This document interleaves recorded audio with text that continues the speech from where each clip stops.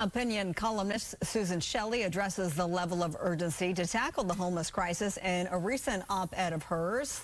Allowing people to suffer in homeless encampments under our highways is a policy choice. Susan Shelley joins us now live. You can read her work in the LA Daily News and newspapers all across the state. Susan, good to see you. What do you make of what Governor Newsom said right there? Well, they don't want to talk about homeless encampments. They want to talk about leases and businesses and pallet storage.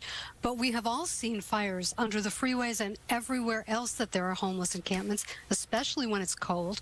But people are cooking, they're using propane, they're using barbecues. It's a fire hazard. And it can't be allowed to continue if we want to have safety in this city.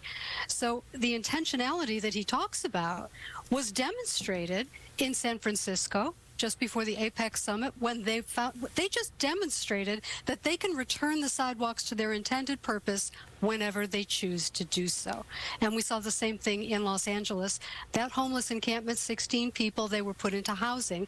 They were not told, would you like to go into housing or would you like to stay here? Here was not an option any longer. And they can do that whenever they choose if they build shelters. That's what the courts have said. If you have enough shelter beds, you can enforce an anti-camping ordinance. But they don't want to build shelter beds in California. They want to build studio apartments, and that's wildly expensive and very slow. You know, one of the things that we've long reported here at Fox 11 is LAFD, one of their most common calls is to homeless encampment fires right along the freeway. You hear that all the time as you're making your way to work.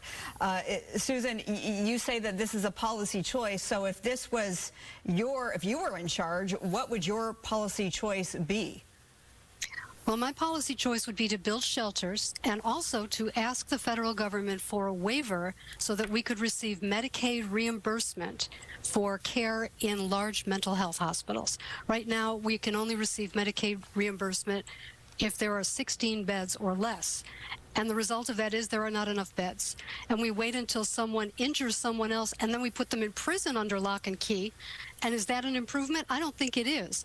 We really need to build substantial, high-quality mental health hospitals for people who are mentally ill, severely mentally ill, gravely disabling mental illness. And we can do that, and we can get the funding from the federal government if we ask for a waiver from the restriction on it, but the governor has chosen not to do that.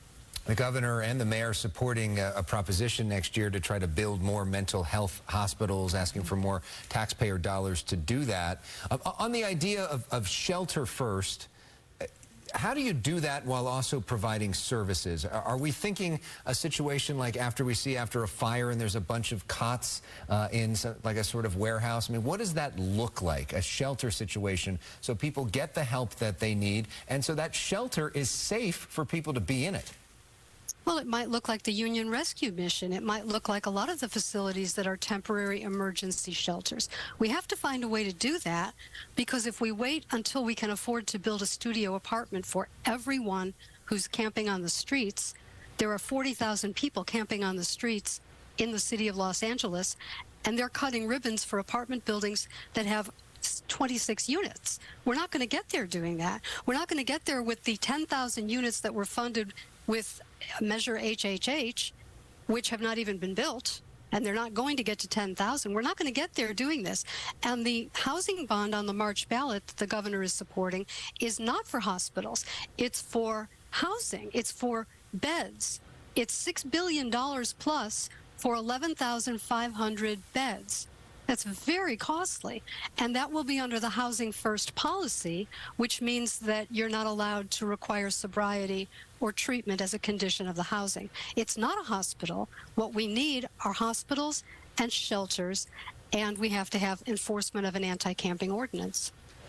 Well, I've talked to you only on Twitter, I guess I should say on X. So, Susan Shelley, it's nice to talk to you virtually tonight. Thanks so much for being with us. And to our viewers, you can read her work. She's in many publications, including the Orange County Register. Columnist Susan Shelley, thanks for being with us tonight.